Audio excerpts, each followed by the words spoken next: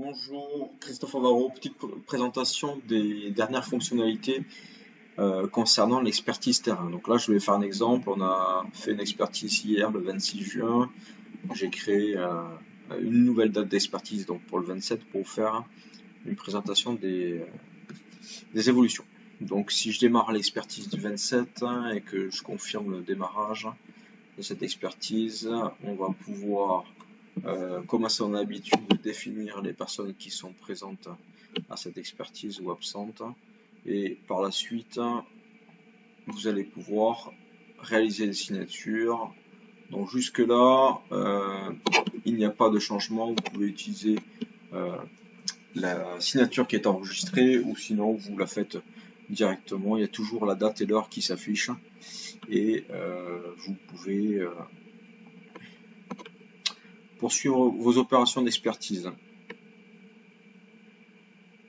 Alors ça prend un petit peu de temps parce qu'en fait ça génère une fiche de présence par la suite. Donc c'est pour ça que ça mouline un petit peu au moment de la signature. Ensuite, pour Histowec, rappel des faits, il n'y a pas beaucoup d'évolution là-dessus, mais sachez que si vous êtes sur le terrain et que vous ajoutez un fait et que vous souhaitez en fait prendre en photo un élément, vous allez systématiquement avoir la possibilité de recadrer votre photo. Donc c'est assez pratique si vous faites ça avec le téléphone. Voilà. Pour réafficher le menu sur la gauche, vous avez le bouton ici. Ce qui nous intéresse donc, c'est que quand vous faites vos constatations et que vous les avez finies, que vous êtes susceptible de faire un prélèvement, sachez que vous avez la possibilité dans le cadre du contradictoire de tracer votre prélèvement et de notifier en fait le type de prélèvement, la référence du prélèvement, le type de fluide que vous allez prélever, un peu comme la fiche que l'on a sur l'ANIA. Voilà. Et la possibilité d'ajouter à la fin une photo du flacon que vous avez prélevé. Si vous continuez à l'étape suivante, vous avez la possibilité maintenant d'ajouter des mesures conservatoires dans vos expertises, la possibilité de les dicter et de faire une photographie des mesures conservatoires. L'évaluation, ça n'a pas changé. Vous pouvez utiliser des textes pré-remplis pour gagner du temps et en cocher plusieurs à la fois. Et ça va se remplir automatiquement dans le champ évaluation. Si vous passez à l'étape suivante, pour les observations, c'est la même chose.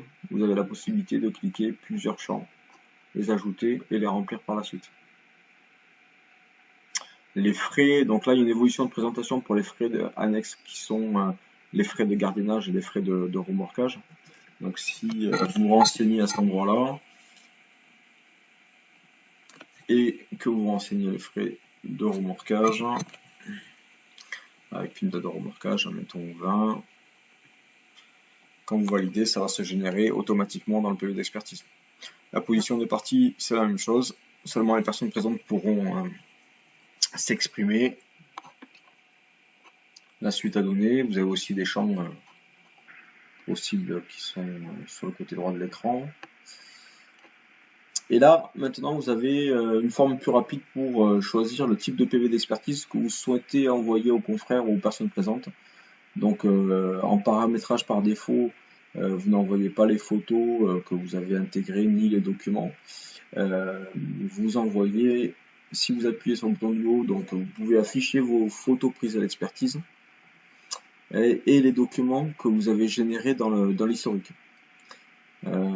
Ici, ça concerne les frais d'expertise du cabinet, si vous souhaitez les opposer à un tiers.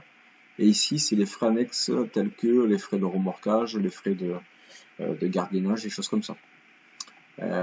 Concernant les documents que vous avez générés dans votre historique, vous avez la possibilité de rendre certains documents confidentiels. S'il y a un ordre de mission, s'il y a quelque chose que vous souhaitez rendre confidentiel, il suffit de rentrer dans le document, de le faire devenir confidentiel, et quand vous allez valider, ce contrôle technique qui était confidentiel va rester donc affiché, mais seulement vous aurez la notation en rouge document confidentiel, et donc ce document ne va pas s'afficher à la génération du PV d'expertise. si vous revenez dans vos étapes d'expertise, donc l'exemple c'était sur l'expertise numéro 2, et que vous arrivez donc à la position des parties, donc vous validez votre position des parties, la suite à donner, on va générer, mettons, un PV d'expertise avec photo. La première génération qui va se faire, ça va être le PV d'expertise donc provisoire qui n'est pas signé encore des parties sur la fin d'expertise, seulement en amont. Donc vous pouvez le faire défiler, le présenter à l'ensemble des parties qui sont autour de vous à l'expertise pour qu'ils puissent le lire. Et une fois qu'il est lu, donc là il n'y a pas les signatures en bas, ben, vous avez la possibilité, tout en restant sur la même page, de faire signer par exemple Pujol, Favaro,